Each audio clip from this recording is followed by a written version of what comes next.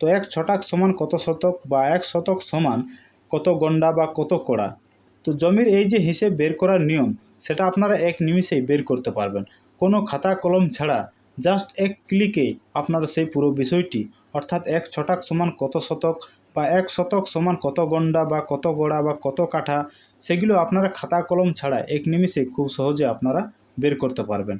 তো কিভাবে বের করবেন অবশ্যই ভিডিওটি সম্পূর্ণ প্রথম থেকে শেষ পর্যন্ত দেখতে থাকুন। তো এক নিমিষে জমির সেই হিসেবগুলো বের করার জন্য আপনারা কি করবেন না, গুগল ব্রাউজারে গিয়ে আপনারা সার্চ করবেন 1 শতক সমান কত গন্ডা বা কত ছটাক, যে কোনো একটি আপনারা এভাবে লিখে আপনারা সেটা সার্চ করবেন।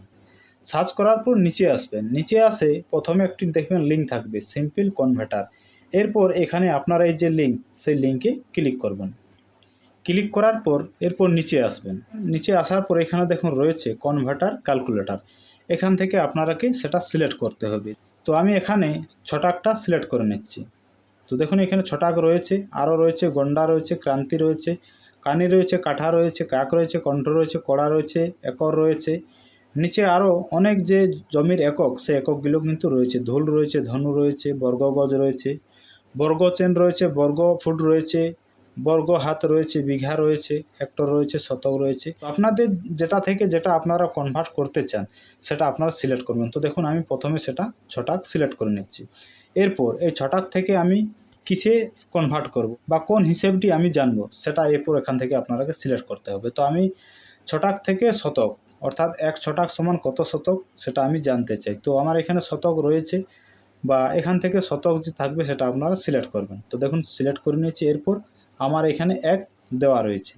তো 1 ছটাক সমান হচ্ছে কত শতক না, নিচে দেখুন চলে এসেছে 0.1033 শতক। এরপর এটা যদি আপনারা উল্টা করেন অর্থাৎ এখানে আমি শতকটা সিলেক্ট করে নিচ্ছি আর নিচে আমি এখানে ছটাকটা সিলেক্ট করে নিচ্ছি, তাহলে দেখুন কত আসছে, 1 শতক সমান আসছে 9.68 ছটাক। তো একইভাবে এখানে আপনারা যদি শতকটা আমি সিলেক্ট করে নিচ্ছি, এরপর আমি ছটাকের জায়গায় গন্ডা সিলেক্ট করে নিচ্ছি।